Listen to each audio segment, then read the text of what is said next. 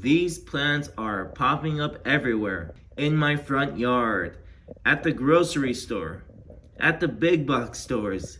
And get this. Real poinsettia? Meet Lego poinsettia.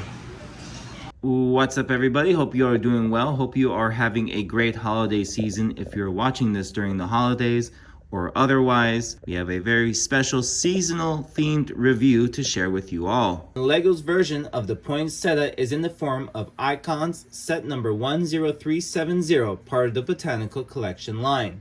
Contains 608 pieces, recommended ages 18 and up, and retails for $50 US.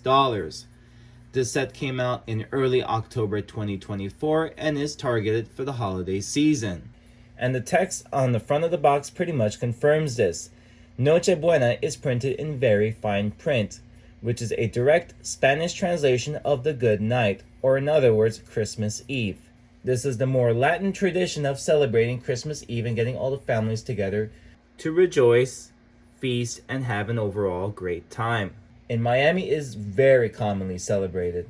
No doubt, the poinsettia, which is actually originated from Central America, is a very popular item over here. While the opening clip did show the set already built out, let's go ahead and pop this box open and build the poinsettia.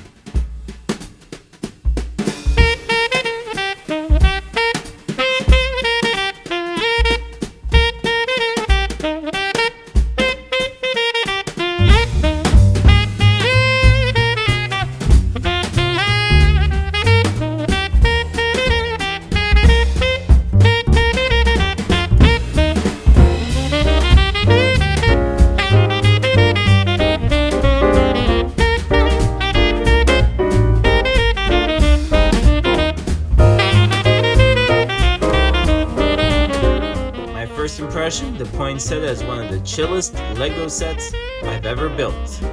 Since I time-lapsed from start to finish, the speedboat came out to last approximately 59 minutes, which compared with a set of similar characteristics, the Orchid from I believe it was 2022 or 2023.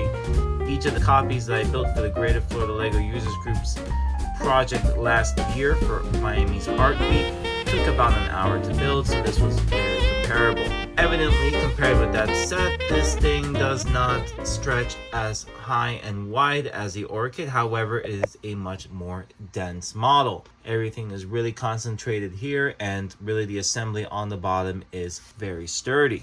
Not surprisingly, as with most Botanical Collection sets, I get introduced to a number of recolors for elements I've not had prior. And in my case, I don't think I've ever had these blades before. I believe these are Nexo Knights blades, and they come in two colors, in dark red and dark green. Also, a lot of elements I'm having for the first time in dark green, and I would say the same for dark red. The flower pot itself also has several curved slope pieces, quite a healthy amount of them that I've never had prior in this color. That's medium nougat. The technique behind all the interior work inside the pot of the plant is actually very clever. I do like the use of the semicircular elements in order to create the 45-degree angled knotwork. Glimpse of some of the knotwork for this very symmetrical base is shown here.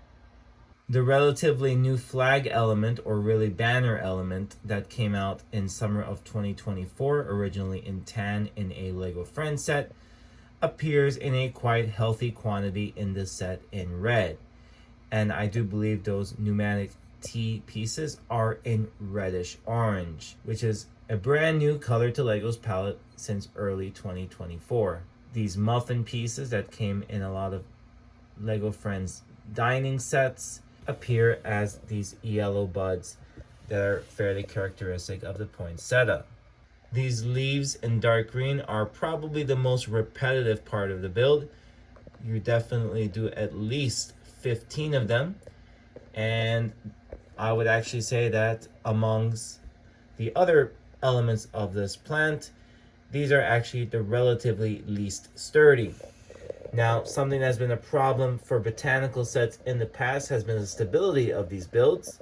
When I built the wildflower bouquet, there have been a lot of very weak bar type connections. But my observation, just holding this and wiggling it around, is that for the most part, everything is absolutely sturdy. And these bottom leaves, which in the orchid, for comparison, fall off very easily, they're attached by a very sturdy ball and socket joint, and I am very impressed that LEGO designers have paid quite a bit of attention to continuing the stability of this model. I only had one of these blades fall off, which is kind of expected. You have two stud connection, which may or may not be well executed, but everything is using Technic and stud and tube interlocks, so this thing is kind of a tank. Pursuant to that, there is a fairly healthy range of motion for all the elements of the set, which I believe only comes with the exception of the two side plants here, like this one and the other one, which are sort of fixed to the center of the plant. However, there's a rotation degree of freedom at the top of the plant. In all three cases, they're built very similarly, and a rotational degree of freedom here. You can also be creative and invert the blades backwards, which I believe I did in at least one case. Even with the repetitive aspect, I will say the build process was very enjoyable and very chill, just like our chill guy approves. The instruction booklet is very informative and has a nice coffee table section up front explaining the history and the becoming of the poinsettia, and having some context towards the Nochebuena aspect of it, or Christmas Eve, and showing some of the design elements of the set. If you have access to the PDF version, I highly recommend taking a look at the very least. And the set also comes with 6 submodels, and 2 of them are actually grouped. So submodels 4 and 5 correspond to the dueling poinsettia leaves. I think fellow adult fans of LEGO, seasoned collectors, and plant enthusiasts will enjoy building this out. It also has a very attractive color scheme. The color theory aspect really supports this set, especially as far as the visuals are concerned. Red and green are complementary colors. So the red leaves here really do pop out against the dark green underlayers here, which makes for a very nice, well-composed set.